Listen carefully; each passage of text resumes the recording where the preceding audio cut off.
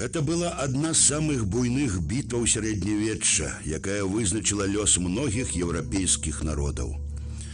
Гэта быў дзень, у які загінула каля 15 тысячаў чалавек. Это была яшчэ адна старонка нашай гісторыі. Пасля таго, як вялікі князь Вітаўт падпісаў замірэнне з маскоўскай дзяржавай, стала магчымым распачаць барацьбу з тэўтонскім ордэнам. Прычынай канфлікту сталі жамойцкія землі, якія вялікае княства літоўскае імкнулася вярнуць сабе. Ягайла выступіў саюзнікам княства ў гэтым канфлікце. Невядома, хто больш быў зацікаўлены у перамозе над тэўтонскім ордэнам. Ці Польша, ці Вялікае княства літоўскае. Польша вельмі прагнула вярнуць Памор'е, даньскае Памор'е, якое крыжакі адабралі ў пачатку 14 стагоддзя. Так што да гэтай бітвы, да гэтага разгрому крыжакоў цягнулі дзве дзяржавы аднолькава. На пачатку ліпеня 1410 года Вітаўт і Ягайла прыводзяць свае войскі ў Прусію для генеральнай бітвы. 15 ліпеня стала вызначальнай датай, калі аб'яднаныя войскі Вялікага княства і Польскага каралевства сышліся ў бітве з сіламі тэўтонскага ордэна каля прускіх вёсак Грунвальд ды Таненберг, альбо Дуброўны, як падаецца ў беларускіх летапісах. Да нядаўняга часу пра ўдзел беларусаў у грунвальдскай бітве ўвогуле не гаварылася. Наадварот, у расійскай гістарыяграфіі падкрэслівалася роля 3 смаленскіх палкоў. І гэта была такая падстава сцвярджаць, што рускія бралі чынны ўдзел у грунвальдскай бітве. Аказалася, што гэтыя рускія смаленскія палкі – это палкі з этнічна-беларускіх земляў. Там Славская, Віцебская і Смаленская. Смаленская земля – это этнічна-беларуская тэрыторыя, што прызнавалі самыя расійскія этнолагі. Вось, калі гаварыць пра рэальны ўдзел беларусаў у бітве, то можна сказаць, што ён быў не нашмат меншы за ўдзел палякаў і нашмат большы за ўдзел літувісаў. У князя Вітаўта было болей за 40 харугваў з земляў Вялікага княства літоўскага, у тым ліку 28 з беларускіх земляў. Сярод іх Берасцейская, Ваўкавыская, Віцебская, Гарадзенская, Пінская, Полацкая, Новоградская, Смаленская.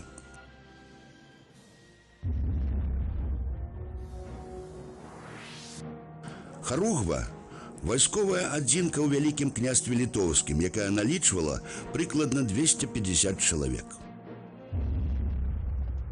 Агулам войска Вітаўта, большасцю у якім былі беларусы, складала каля 12 тысячаў вершнікаў. Войска Ягайлы – каля 14 тысячаў. Сілы тэўтонаў, якімі кіраваў вялікі магістр ордэна Ульрых фон Юнінген, налічвалі каля 16 тысячаў чалавек. У развагах пра Дубровінскую бітву нас часта, на жаль, атаясамляюць яе з такім супрацьстаяннем славянскага свету з нямецкім. Мне здаецца, гэта грубая і неапраўданая мадэрнізацыя гісторыі. І не будем тут удавацца ў тое, калі ў сапраўднасці пачынае выяўляцца антаганізм этнічны і канфесійны, а проста хаця б звернемся да канкрэтных фактаў.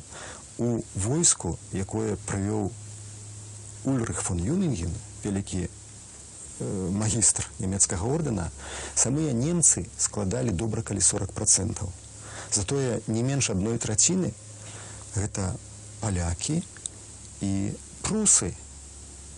І калі яшчэ ўлічыць, што тут было нямала чэхаў, мараваў, кашубаў, памаранаў, то ў выніку славяне і балты будуць мець вельмі вялікую ўдзельную вагу ў войску нямецкага ордэна. А гэта тыя ж самыя славяне і балты, хто складаў армію Вітаўта і Ягайлы.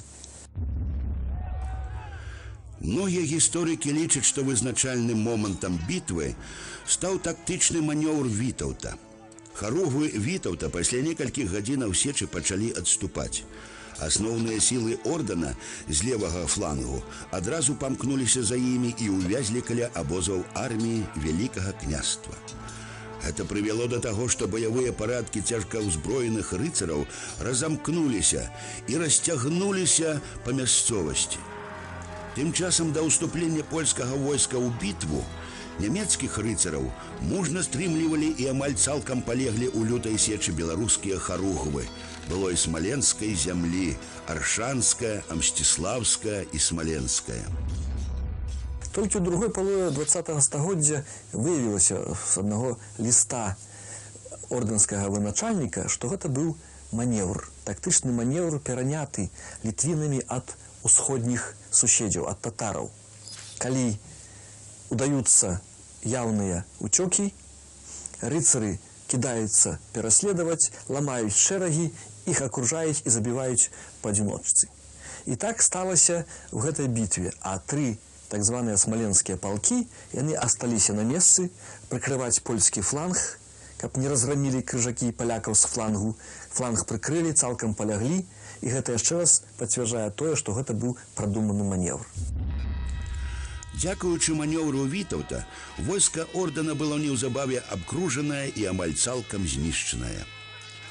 Трэба адзначыць, што калі б Вітаўт і Ягайла працягвалі пагоню за рэшткамі войска тэўтонаў, то маглі б, карыстаючыся панікай і разгубленасцю, захапіць і сталіцу ордэна, замак Мальбарк.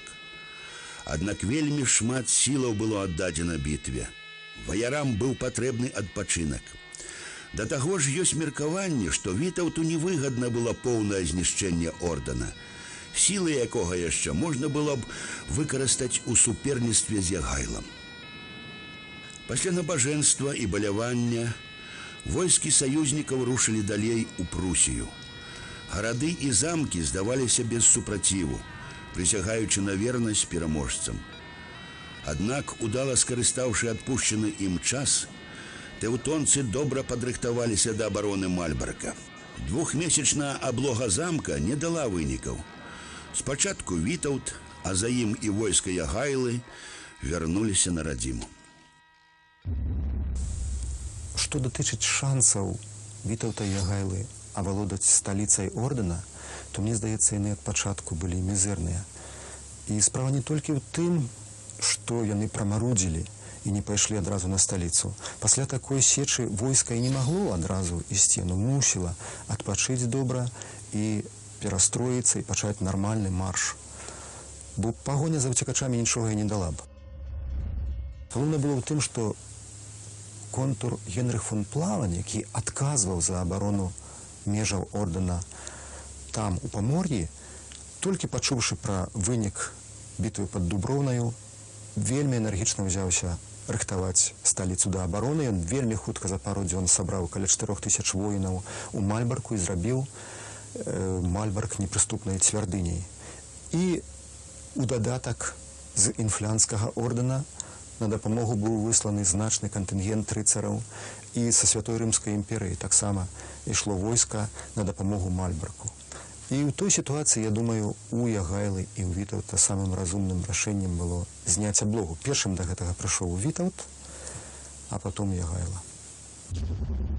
Параза ў Грунвальдскай бітве стала сур'ёзным ударам для тэўтонскага ордэна, які ўжо ніколі не зможа аднавіць сваю былую моц. У 1411 годзе у Торуне паміж ордэнам з аднаго боку і Вітаўтам ды Ягайлам з другога была заключена мірная дамова. Грунвальдская альбо Дубровінская бітва стала ўзорам мужнасці і тактычнага майстэрства. Значную ролю ёй адыгралі літвіны. Без мужнасці смаленскіх харугваў і стратэгічнага таленту Вітаўта гэты дзень мог быць іншым. Адна з самых буйных бітваў сярэднявечча стала слаўнай старонкай беларускай гісторыі.